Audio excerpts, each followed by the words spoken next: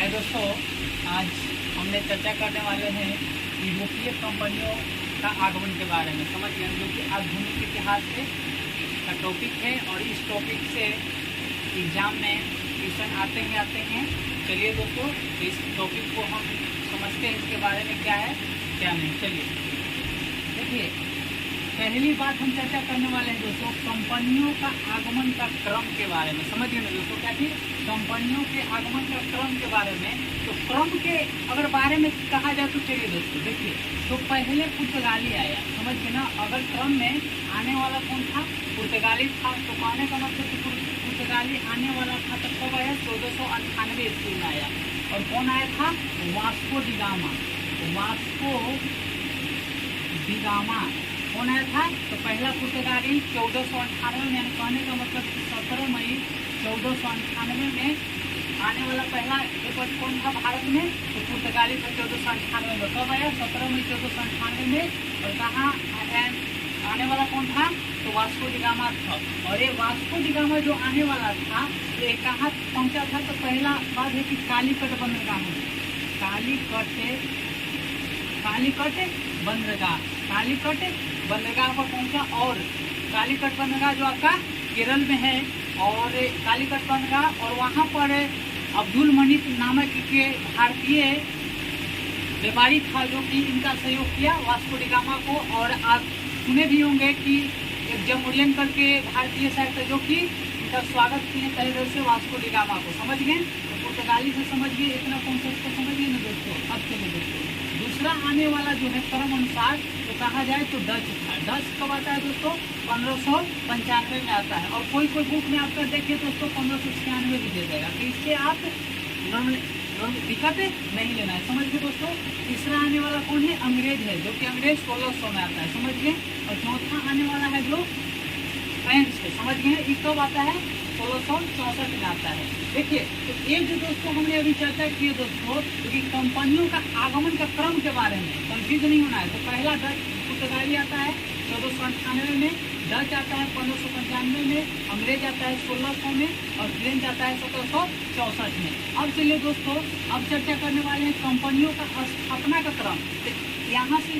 यहाँ से लड़का लोग क्या करता है? दिक्कत करता है। यहाँ से ट्यूशन को क्या होता है? गलती होता है। देखिए, तो कंपनियों के आने का क्रम में तो पहले पुर्तगाली आया, फिर डच आया, अंग्रेज आया और फ्रेंच आया। अब हम लोग चर्चा करेंगे क्या कि कंपनी के स्थापना के क्रम के बारे में। कंपनियों के स्थापना के क्रम के बारे में क्या है कि पुर्तगाली आता है 1498 में। समझ गए दोस्तों, पुर्तगाली कब आता है? 1498 में आता है, जो कि दूसरा कौन आने वाला है? अंग्रेज है, 1600 में आता है, जो कि समझ गए। और तीसरा जो है डच है, 1602 में आता है। और चौथा जो है फ्रांसीसी आता है, 1664 में आता है। समझ गए दोस्तों। तो देखिए, कहिएगा दोस्तों कि पुर्तगाली आगमन कंपनियों के आगमन के क्रम में कहा जाए तो पुर्तगाली पहले, लेकिन डच कंपनियों का आगमन में दूसरा नंबर पर आता है। लेकिन कंपनियों का स्थापना में जो आ जाता है क्योंकि अंग्रेज क्यों आता है? क्योंकि अंग्रेज 1600 में आ जाता है, लेकिन डच क्यों आता है? 1595 में। इसीलिए हमने कहा है कि कंपनी का अगर स्थापना के क्रम पूछा जाए तो पहले अंग्रेज आता है, उसके बाद आपका डच आता है 1600 में। अब चलिए दोस्तों, तो हमने सबसे पहले चर्चा कर रहे हैं, बता दिए इस डिफिनेशन के बारे में, लेकिन इसके बारे में चर्चा करेंगे क्या क्या एग्जाम में पूछता है। चलिए, तो हमने पुर्तगाली के बारे में पहले बार चर्चा करेंगे। देखिए दोस्तों, पुर्तगाली के बारे में चर्चा करेंगे। तो पुर्तगाली जो है आने वाला पहला व्यक्ति कौन था? वास्को डी गामा था। कब आता है? 17 मई 1498 में आता है। कहाँ पहुँचता है? तो कालीकट बंदरगाह पहुँचता है। वहाँ पर उसका स्वागत ही करता है, तो जमोरियन नामक भारतीय ने उसका स्वागत करता है। समझ गए दोस्तों।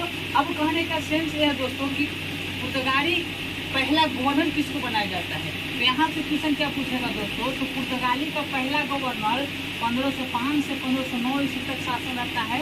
1500 अल्मीरा को पुर्तगाली का पहला गवर्नर बनाया जाता है। किसको? फ्रांसिस्को द अल्मीरा को कहा जाता है पुर्तगाली का पहला गवर्नर के रूप में स्वीकार कर लिया जाता है। तो प्रथम वायसराय के रूप में किसको? फ्रांसो द अल्मीरा को।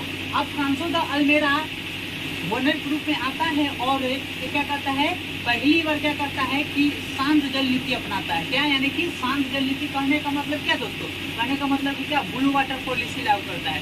ब्लू वाटर पॉलिसी क्या था दोस्तों? देखिए, ब्लू वाटर पॉलिसी जो है blue water policy, blue water policy क्या होता है, कहने का मतलब ये है कि अगर कोई भी, अगर दूसरे शासक, अगर जैसे मान के चलिए कि जैसे समझ लीजिए दोस्तों कि भारत है, ठीक है दोस्तों, अगर भारत में यहाँ पर अगर मान के चलिए कि पुर्तगाली है, ठीक है दोस्तों, यहाँ पर पुर्तगाली शासन कर रहा है, ठीक है दोस्तों, अगर जैसे ही इसके भारत के करीब में अगर समुद्री इलाका में अगर जैसे अगर दूसरा शासक पहुंचता है तो ब्लू वाटर पॉलिसी यहाँ पर लागू कर देता है। तो इस रेंज में अगर जो भी शासक आता है तो क्या करता है कि फ्रांसिस्को द अल्मेरा ने क्या करता है, उसके जहाज पर क्या करता है, हमला करना स्टार्ट करता है। और जैसे इसी तरह उस पर अगर हमला करना स्टार्ट कर दिया जाता है, उसी तरह क्या होता है, शासक ने फिर से दोबारा समुद्री इलाका से क्या रिटर्न आकर चला जाता है। तो ही ब्लू वाटर पॉलिसी लागू किया था कौन, फ्रांसिस्को द अल्मेरा। और फ्रांसिस्को द अल्मेरा क्या था, तो पहला पुर्तगाली गवर्नर बनाएगा। तो समझिए इसका शासन कब से कब तक पूछा है, तो 1509 से 1505 से 1510 तक इसका, 1509 तक इसका शासन रहता है। समझ गए ना दोस्तों, 1505 से 1509 तक इसका शासन रहता है। समझ गए।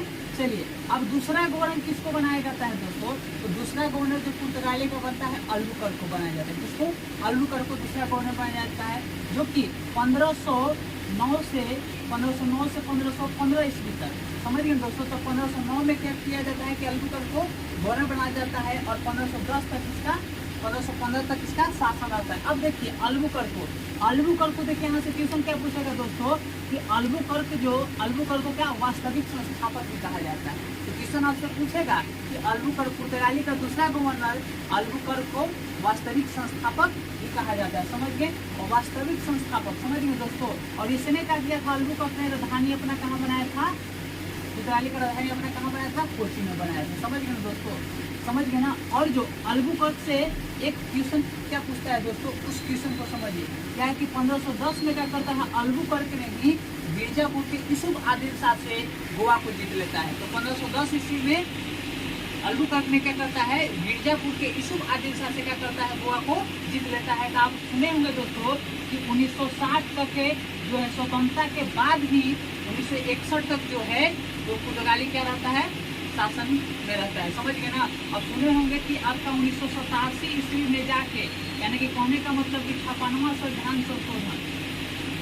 संविधान संशोधन में 1987 द्वारा जो होता है वो राज्य का दर्जा दिया जाता है, गोवा को 25वां राज्य का दर्जा दिया जाता है। समझ गए दोस्तों, इतना बात को समझ गए दोस्तों, समझ गए। अब चलिए दोस्तों कुछ पॉइंट को हम चर्चा करने वाले हैं।